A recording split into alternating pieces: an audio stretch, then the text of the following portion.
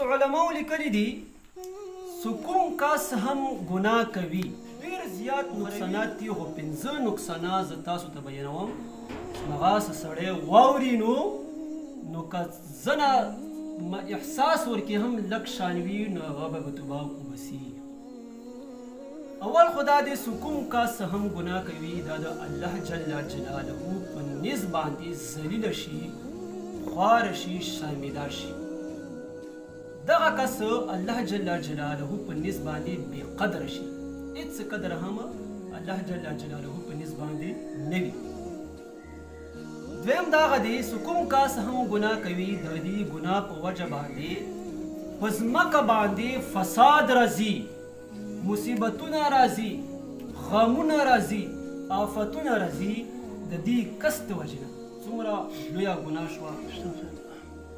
درېیمه ګناه دغه دی درېیم غټ نقصان دغه دی چې څوک څه هم ګناه کوي الله جل جلاله د امداد د دې نه ختم کړل شي. الله جل جلاله د دې کس سره بیا امداد نه کوي بیا ځکه چې الله جل جلاله کامل مؤمنینو سره امداد خامخا کوي. کوم کس هم ګناهګار وي الله جل جلاله دې سره امداد چې شي ختم کړل شي. څلورم دغه دی غټ نقصان دغه دی چې الله جل جلاله او دغه رسول صلی الله علیه وسلم لعنت مستحق وګرځي. دغه کس کوم کس هم ګناهونو کې مبتلا وي الله جل جلاله ورباندې هم لعنت وایي او دغه رسول صلی الله علیه وسلم ورباندې هم لعنت وایي.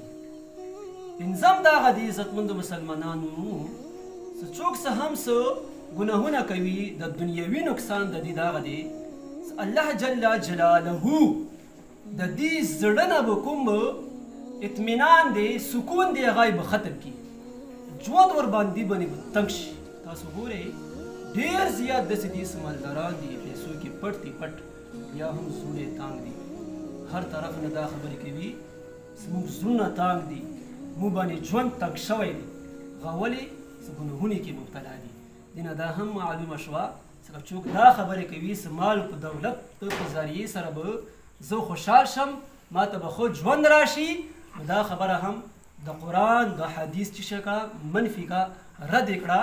که چیرې زړه کې سکون باندې ستا په زړه کې سکون راشي او ژوند ښه شي الله جل جلاله کلام مضبوطۍ سره ونیسه الله جل جلاله احادیث څه کوم هم شرعي احکام دي هغه باندې عمل شروع کړه نو تا به که ډېر نه ډېر غریب ولې هم نه وي تا به زړه به خوشحال وي زړه به د څه شی وي ژوندی وي.